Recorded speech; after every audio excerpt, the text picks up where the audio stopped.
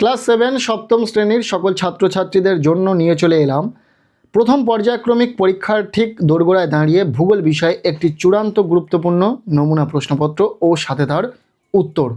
এই নমুনা প্রশ্নপত্রে থাকা প্রতিটা প্রশ্ন পরীক্ষার জন্য ভীষণ গুরুত্বপূর্ণ, পরীক্ষাতে আসার মতো প্রশ্ন। কাজেই তোমরা যারা ভূগোল পরীক্ষাতে ভালো রেজাল্ট করতে চাইছো, অবশ্যই এই প্রশ্নপত্রে থাকা ছোট বড় প্রতিটা প্রশ্ন খুব ভালো করে পড়ে রাখো। এখান থেকে বেশ কিছু প্রশ্ন তোমাদের পরীক্ষাতে কমন আসতে চলেছে। তাই আমরা সম্পূর্ণ প্রশ্নপত্রটি একদম প্রথম থেকে দেখে নেব।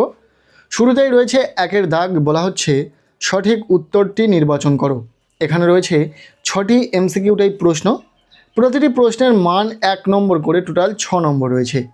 প্রথম প্রশ্ন, বিশ্বের বাজারে তেলের দাম নির্ধারণ করে, উত্তর হবে ওপেক।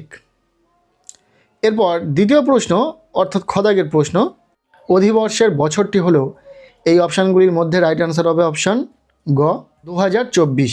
এরপর গদাগের প্রশ্ন, পৃথিবীর আবর্তনের গতিবেগ সর্বাপেক্ষা বেশি কোথায়, উত্তর হবে নিরক্ষীয় অঞ্চলে।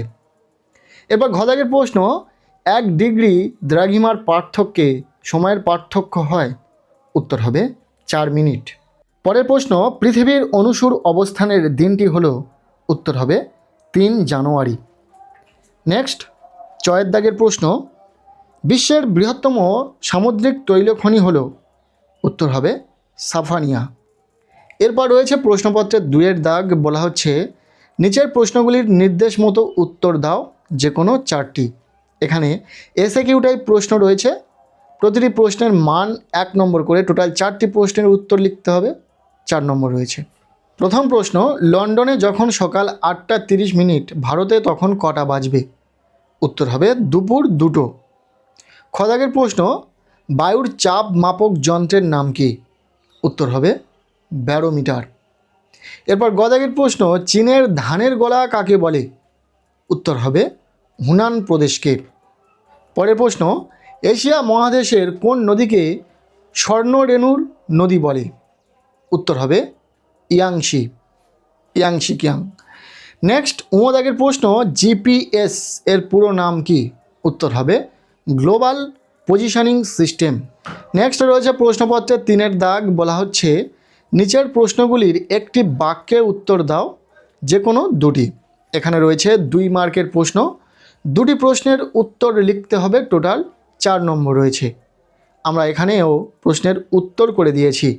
2 মার্কের প্রশ্নের ক্ষেত্রে প্রথম প্রশ্ন, বার্ষিক গতি কাকে বলে, উত্তর হবে পৃথিবী নিজের অক্ষের ওপর আবর্তন করতে করতে একটি নির্দিষ্ট উপবৃত্তাকার কক্ষপথে সূর্যকে নির্দিষ্ট সময় অর্থাৎ 365 দিন 5 ঘন্টা 48 মিনিট 46 সেকেন্ড একবার প্রদক্ষিণ করে। একেই পৃথিবীর বার্ষিক গতি বা পরিক্রমণ গতি বলে। ইম্পর্ট্যান্ট একটি প্রশ্ন, উত্তর সহ তোমরা খুব ভালো করে পড়ে রাখো। আমরা প্রতিটা প্রশ্নের উত্তর কিন্তু ডিফারেন্ট কালারে চিহ্নিত করেছি, যাতে তোমাদের বুঝতে সুবিধা হয়। এরপর খদাগের প্রশ্ন, মধ্যরাত্রির সূর্য বলতে কি বোঝো, উত্তর হবে উত্তর গোলার্ধে গ্রীষ্মকালে সুমেরু বৃত্তের উপর দিকে, যেমন নরওয়ের হ্যামারফেস্ট বন্দরে স্থানীয় সময় অনুযায়ী গভীর রাতেও দিগন্ত রেখায় সূর্য দেখা যায়। এই ঘটনাকে মধ্যরাত্রির সূর্য বলা হয়। এরপর গদাগের প্রশ্ন, অক্ষরেখা ও দ্রাঘিমা রেখার 2টি পার্থক্য লেখো, উত্তর হবে প্রথম, অক্ষরেখাগুলি পূর্ণবৃত্ত, দ্রাঘিমা রেখাগুলি অর্ধবৃত্ত। এবার দ্বিতীয় পয়েন্টে বলা হচ্ছে বিস্তার, এগুলি পূর্ব পশ্চিমে বিস্তৃত, এগুলি উত্তর দক্ষিণে বিস্তৃত। নেক্সট 2 নম্বরের শেষ প্রশ্ন, সমচাপ রেখা কাকে বলে, উত্তর হবে পৃথিবীর মানচিত্রের নির্দিষ্ট সময়ে সমান চাপযুক্ত স্থানগুলিকে যে রেখা দ্বারা যুক্ত করা হয় তাকে সমচাপ রেখা বলা হয়। নেক্সট রয়েছে প্রশ্নপত্রের 4-এর দাগ, বলা হচ্ছে অনধিক 50 শব্দে উত্তর দাও, যে কোনো 2টি। এখানে রয়েছে 3 মার্কের প্রশ্ন, 2টি প্রশ্নের উত্তর লিখতে হবে, টোটাল 6 নম্বর। আমরা এখানেও প্রতিটা প্রশ্নের উত্তর করে দিয়েছি, অর্থাৎ 3 মার্কের জন্য যে প্রশ্নগুলো পড়তে হবে উত্তর সহ দেখে নাও। প্রথম প্রশ্ন, ওপেক এর পুরো নাম কি, এর 2টি প্রধান কাজ লেখো, উত্তর হবে পুরো নাম organisation of the petroleum exporting countries.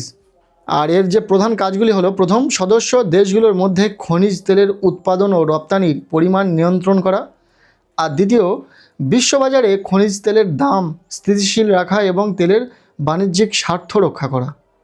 Important একটি প্রশ্ন, উত্তর সহ খুব ভালো করে দেখে রাখো। এরপর আমরা দেখে নেব দ্বিতীয় প্রশ্ন, আন্তর্জাতিক তারিখ রেখাকে বাঁকিয়ে দেওয়া হয়েছে কেন? উত্তর হবে, আন্তর্জাতিক তারিখ রেখা 180 ডিগ্রি দ্রাঘিমা প্রশান্ত মহাসাগরের উপর দিকে যাওয়ার সময় কোথাও কোথাও স্থলভাগের উপর দিয়ে গেছে। এই রেখা স্থলভাগের উপর দিয়ে গেলে একই দেশের দুই অংশে বা তার তারিখের পার্থক্য হয়ে যেত। এই অসুবিধা এড়ানোর জন্য এবং কোনো দ্বীপপুঞ্জ বা ভূখণ্ডকে অখণ্ড রাখার জন্য চুকচি উপদ্বীপ, অ্যালুসিয়ান উপদ্বীপ ও ফিজি উপদ্বীপের কাছে এই রেখাকে বাঁকিয়ে দেওয়া হয়েছে। এটিও ভীষণ ইম্পর্ট্যান্ট একটি প্রশ্ন, খুব ভালো করে পড়বে।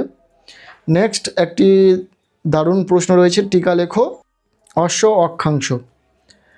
উত্তর হবে, উত্তর ও দক্ষিণ গোলার্ধের 25 ডিগ্রি থেকে 35 ডিগ্রি অক্ষাংশের মধ্যবর্তী অঞ্চলে কর্কটীয় ও মকরীয় শান্ত বলয় অবস্থিত।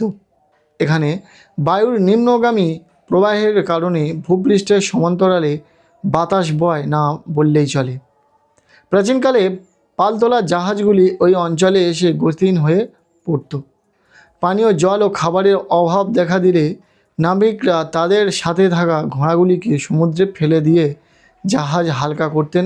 এই কারণেই এই অঞ্চলটিকে অশ্ব অক্ষাংশ বলা হয়।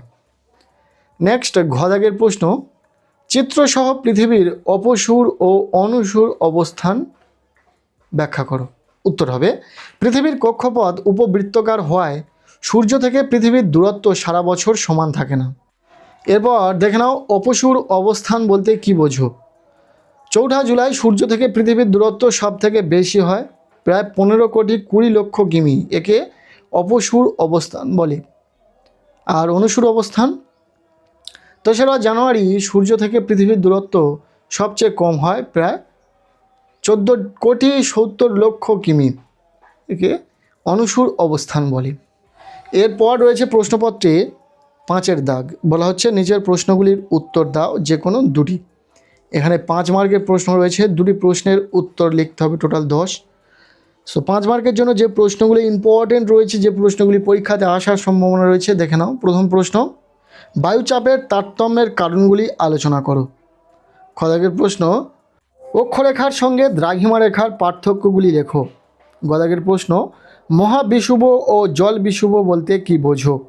এরপর ঘদাগের প্রশ্ন, নিরক্ষীয় জলবায়ু অঞ্চলে বিকেলে অধিক বৃষ্টিপাত হয় কেন। ব্যাস, এই কটি প্রশ্ন পরীক্ষার জন্য ভীষণ ইম্পর্টেন্ট রয়েছে, কাজেই তোমরা প্রতিটা প্রশ্ন খুব ভালো করে পড়ে নেবে। এই ছিল সপ্তম শ্রেণীর ফার্স্ট ইউনিট টেস্ট, অর্থাৎ প্রথম পর্যায়ক্রমিক পরীক্ষাতে আসতে পারে এমন কিছু প্রশ্ন দিয়ে সাজানো একটি নমুনা প্রশ্নপত্র।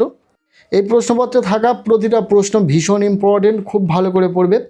আজকের এই ভিডিওটি কেমন লাগলো অবশ্যই জানাবে। ভিডিওটি ভালো লেগে থাকলে লাইক করে দাও। আমাদের এই চ্যানেলে নতুন হলে চ্যানেলটিকে সাবস্ক্রাইব করে রাখো। দেখা হচ্ছে নেক্সট কোনো ভিডিওতে, ততক্ষণের জন্য টেক কেয়ার, বাই।